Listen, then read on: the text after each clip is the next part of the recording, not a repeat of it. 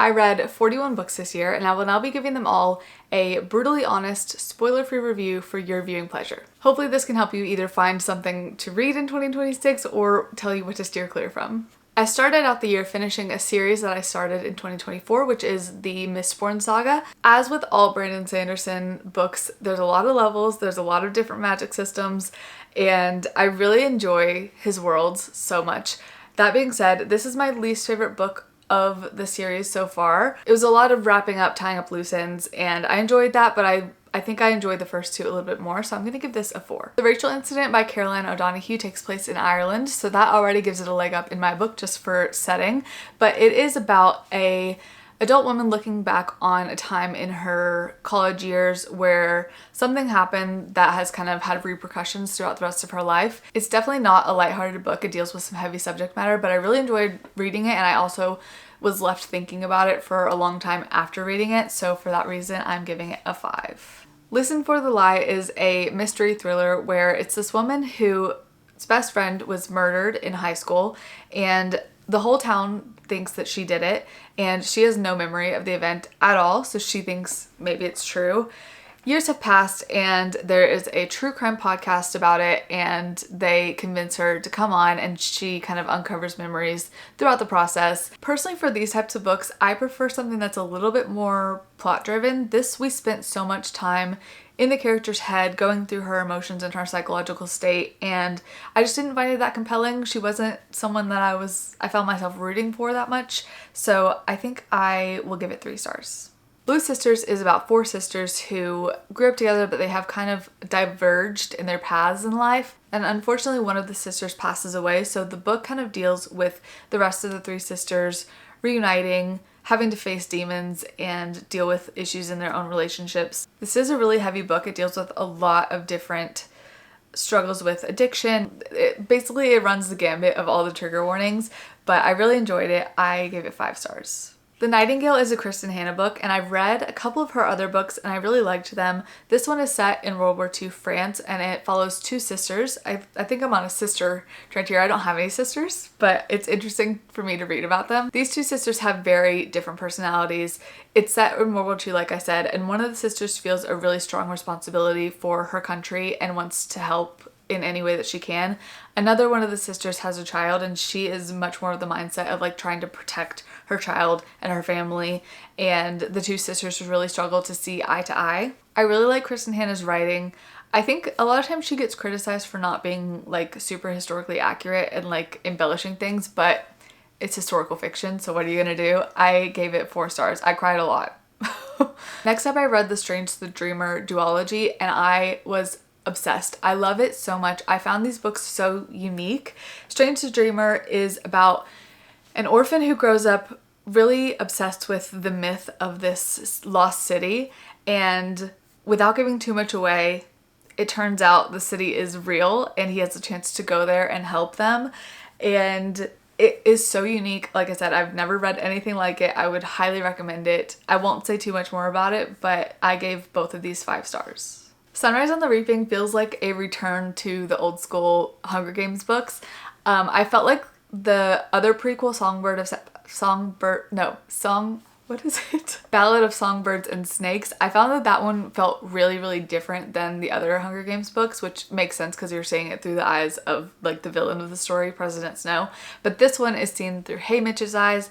Haymitch, if you're not familiar, is the mentor of the original Hunger Games characters. This book was kind of amazing because it's hard for me to believe that Suzanne Collins wrote this after writing The Hunger Games, because there are so many things that she would have had to reverse engineer to make line up as perfectly as she did, and she did such a great job. I really enjoyed this book and I can't wait for the movie. 5 stars. It may seem that I'm just giving everything 5 stars, but trust me, we're gonna have some duds in here, so just bear with me.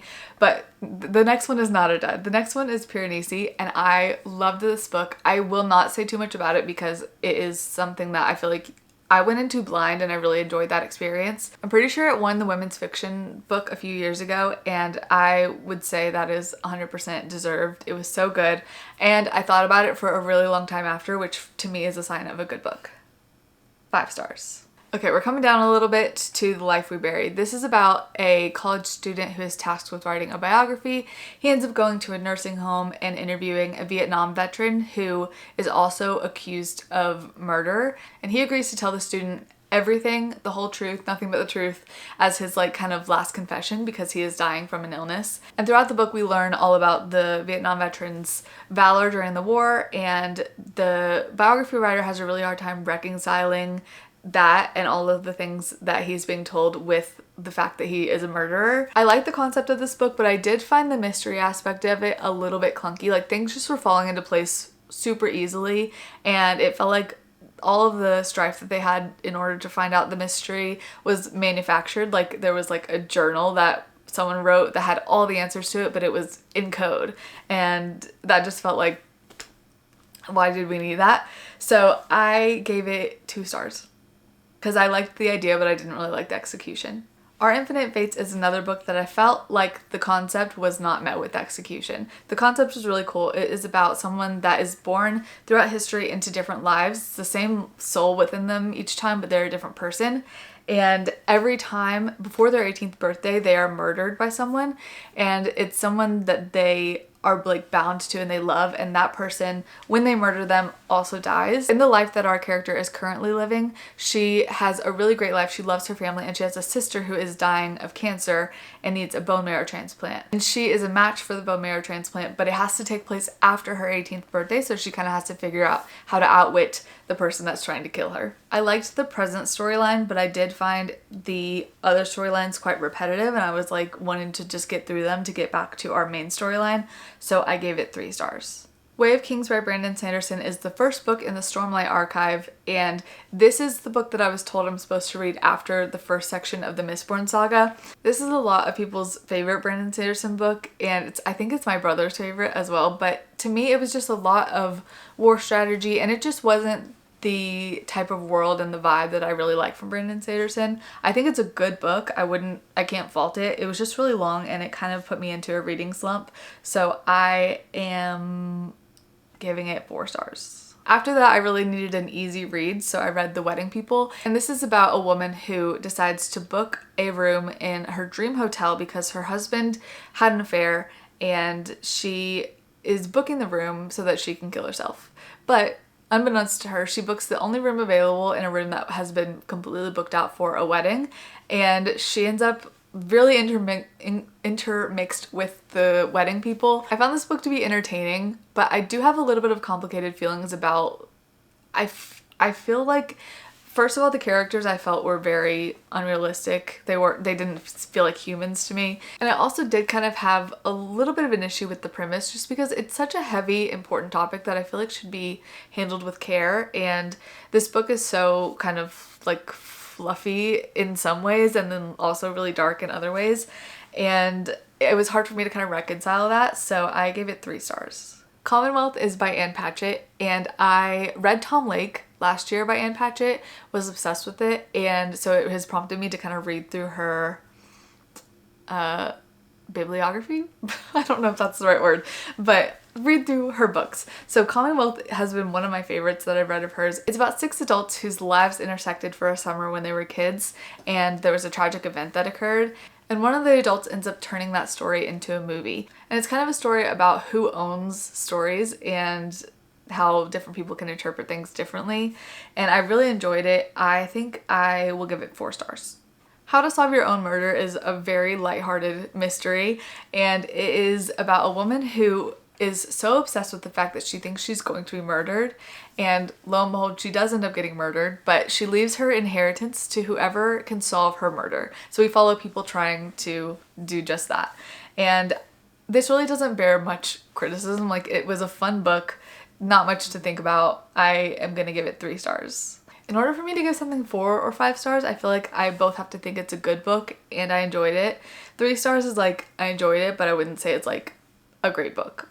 A few years ago, I read The Anthropocene Reviewed by John Green, and I thought it was one of the best books of the year. So when Everything is Tuberculosis came out, I wanted to read it, and this is a similar nonfiction style book, but The Anthropocene Reviewed deals with a lot of different small topics, and this is everything is tuberculosis. There were a lot of really interesting things in this book. One in particular that stuck with me is that when tuberculosis was rampant in wealthy communities, the look of being sick became the beauty standard. So being very gaunt and like sickly looking was what they were striving for. And John Gray dives into all the different ways that tuberculosis has impacted everything in the world. Hence the title, Everything is Tuberculosis. I did really like this book, but to be honest, the fact that it was all about tuberculosis, like I knew that going into it, but it was a little bit one note, which I know that sounds like really icky to say because it's about tuberculosis, which is an important topic.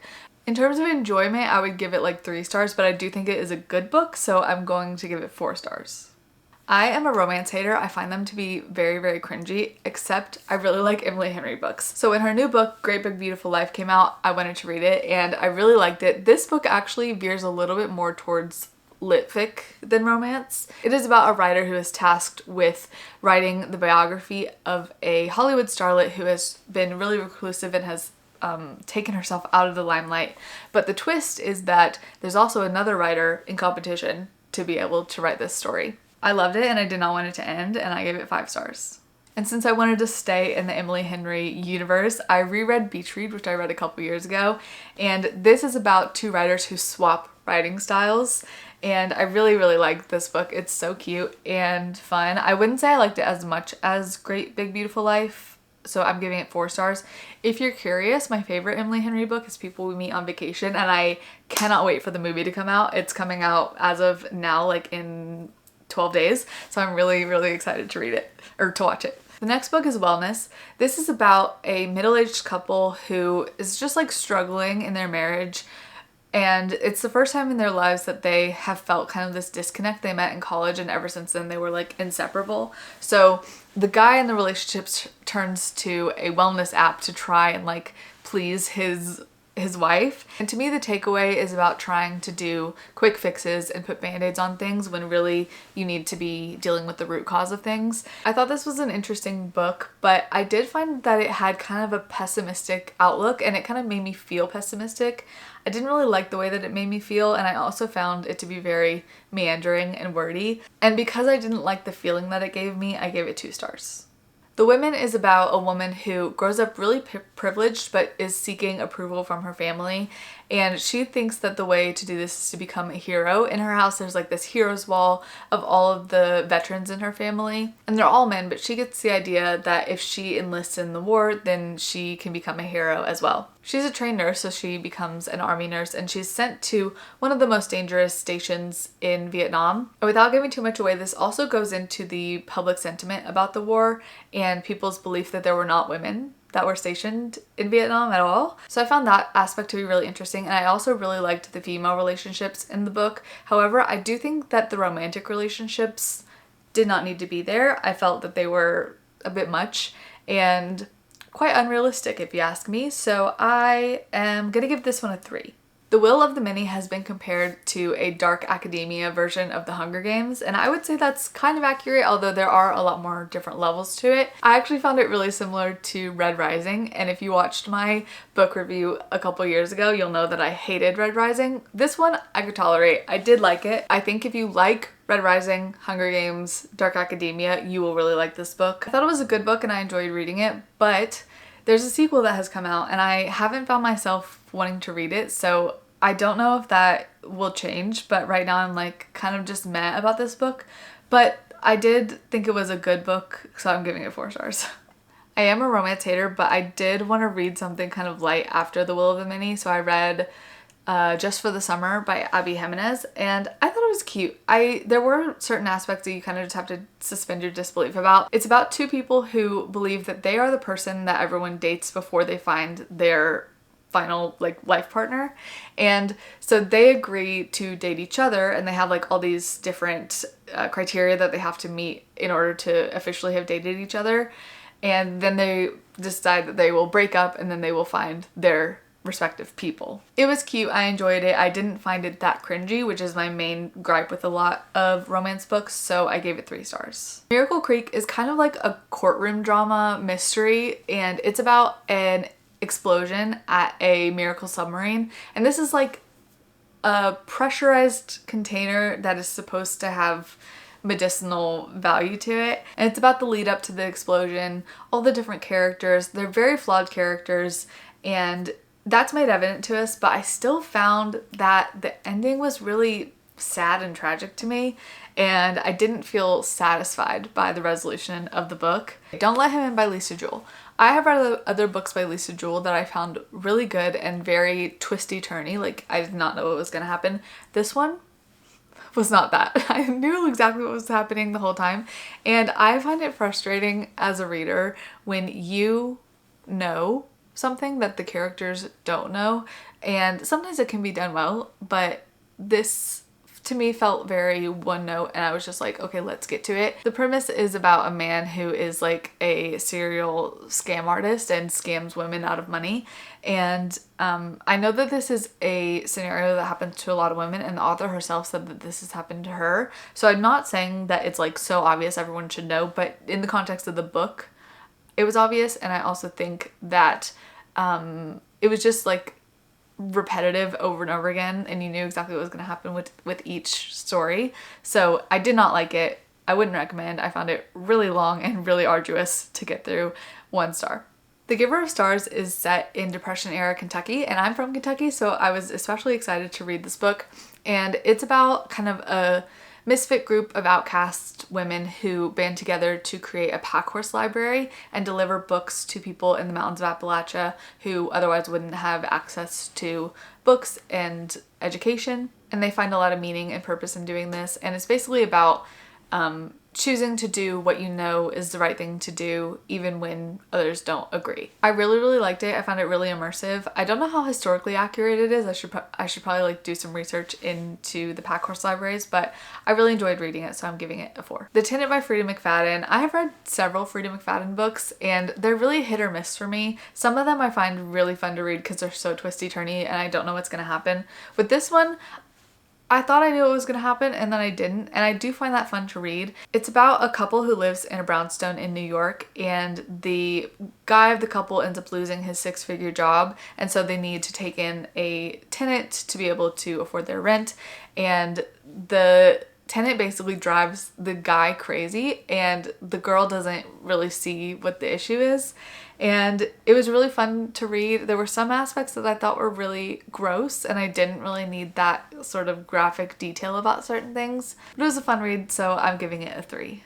Table for Two is actually a 1.5 in a series that I did not read the first book of. The first book is called Rules of Civility. Table for Two is a collection of short stories, and one of the stories I think follows a character that is in the first book, but I don't think I needed to know exactly what was going on. I do want to go back and read it, but I don't think I completely missed anything.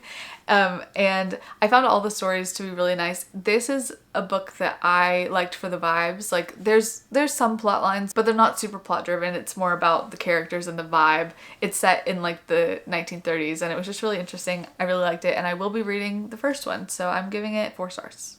Okay, We Are Legion. I read this because I had some Audible credits to use, and I was looking for something that was only on Audible that I couldn't get on like Libby or something, and I was in the Reddits, and a lot of people were recommending this book or this book series, and it is a satire space sci-fi book, and it's about a man who cryogenically freezes himself. He comes back to life as kind of an AI person, and it's the future when Earth is becoming uninhabitable, and they're sending a probe out to find if there are any other habitable planets.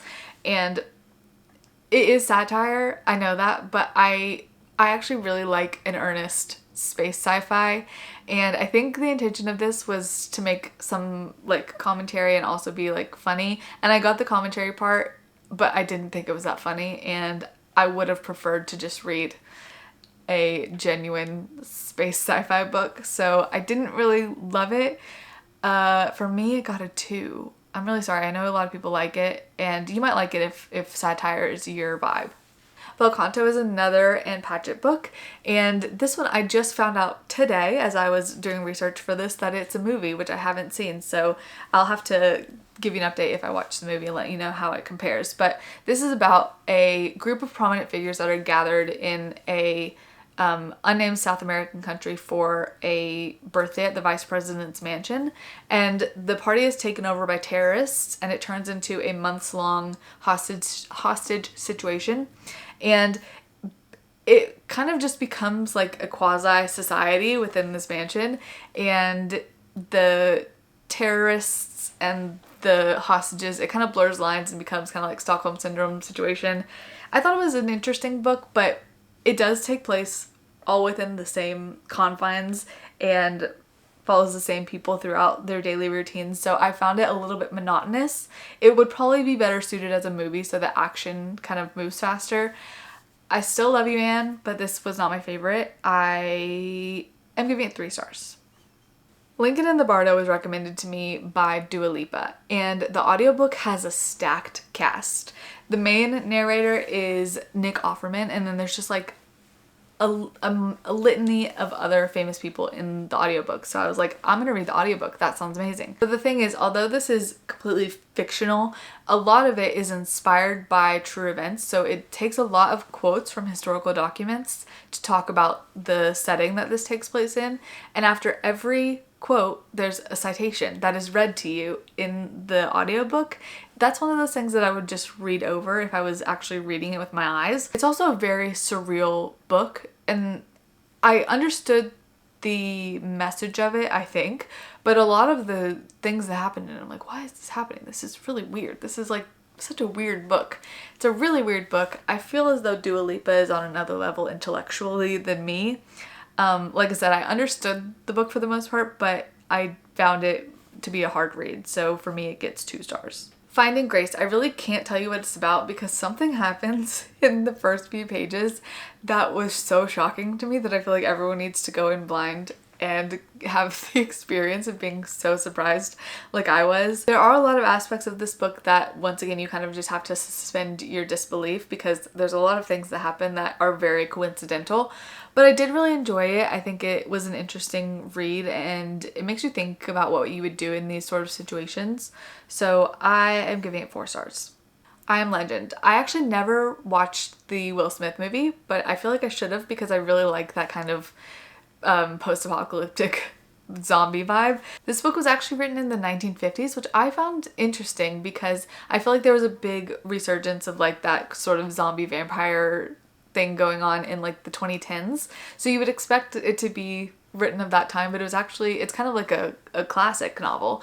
And I really liked it. It felt like a very familiar book because I feel like we've built a lot of what we know about zombies and vampires as a genre from this type of book. So it felt really stripped back and bare bones, but I really enjoyed it. I really can't fault it.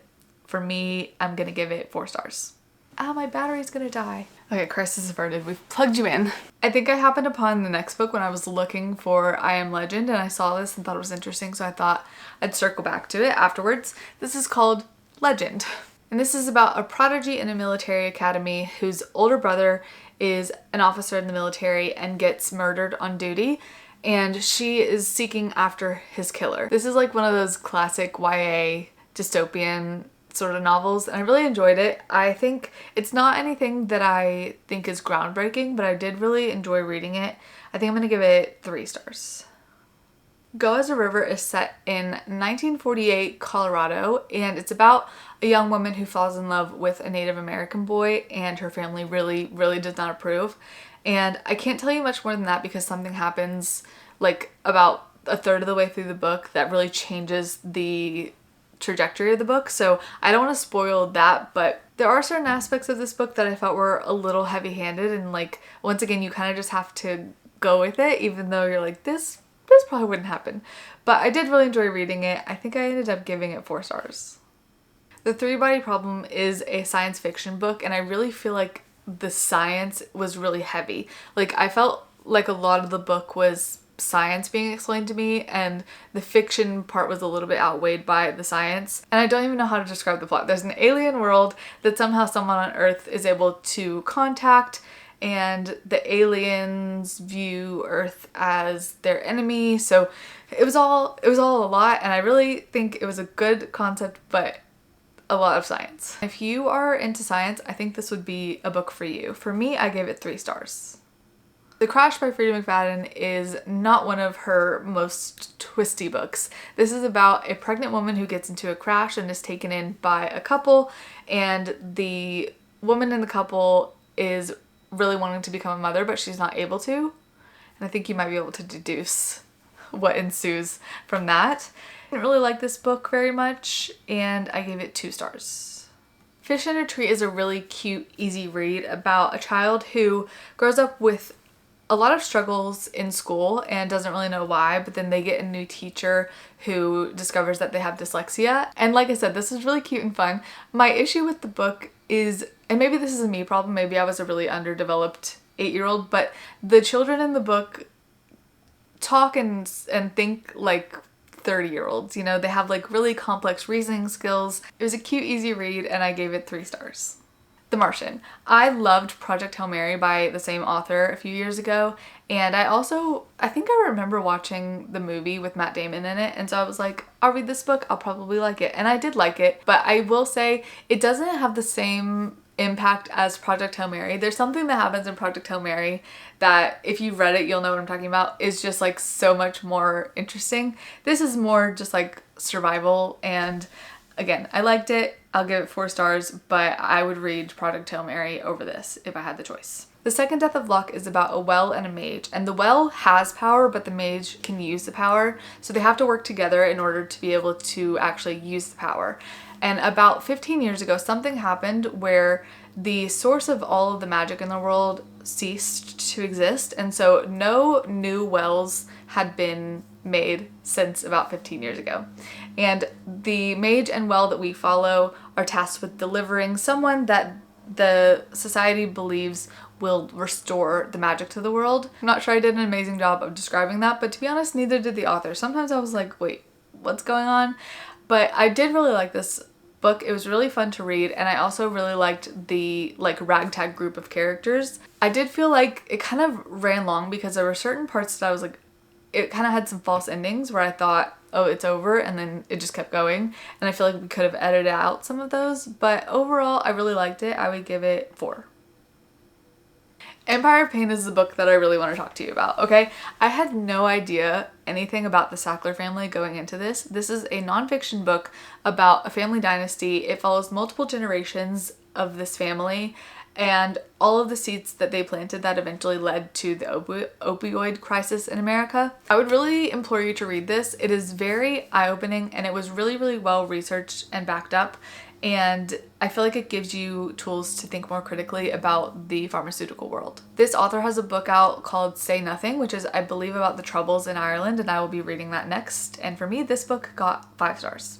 My last book of the year was Frankenstein, and I did read this back in high school, and I remember liking it, but I didn't really remember what I liked about it or really a lot of the aspects of the story. And with the movie coming out this year, I felt like it would be a good time to revisit the book, and I loved it. I listened to the Audible original of Dan Stevens narrating it, and he did such a good job. He had different voices for Frankenstein and the monster, and it was so captivating. And for a rating, I'm going to give it 5 stars. I almost wish I had my high school English teacher with me to kind of dissect the themes in the book. I think I'll have to do that sort of research on my own nowadays. And I also might watch the movie. Let me know if you watched it and if you read the book and how they stack up against each other. And that's it. I hope you enjoyed. This was actually my lowest reading year since 2021. I feel like a lot of these books I got kind of stuck in and they took me a long time to read. So hopefully, I feel like I've ended the year with some good books that have kind of kept my momentum going, and hopefully 2026 will be a great year of reading. Let me know what I should add to my TBR. Let me know if you're adding any of the books I talked about to your TBR, and I'll see you next time. Bye!